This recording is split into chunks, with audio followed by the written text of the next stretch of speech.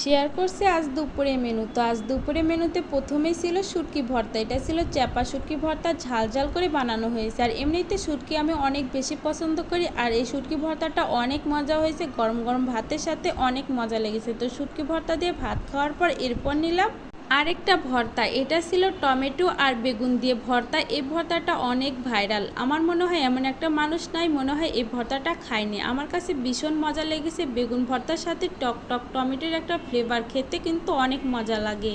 সাথে তো ধনিয়া পাতার দারুণ একটা ফ্লেভার আছে। তো ভর্তা দিয়ে ভাত খাওয়ার পর এরপর নিলাম একটা শুটকির তরকারি। শুটকি আমি অনেক অনেক বেশি পছন্দ করি। শুটকি ভর্তা বলো, রান্না বলো, ভাজি, আমি সবই খেতে পারি। বলতে গেলে শুটকি প্রেমী। যাই হোক, এটা ছিল বাঁশপাতারি শুটকি। এটা লাল শাক আর আলু দিয়ে রান্না করেছিল।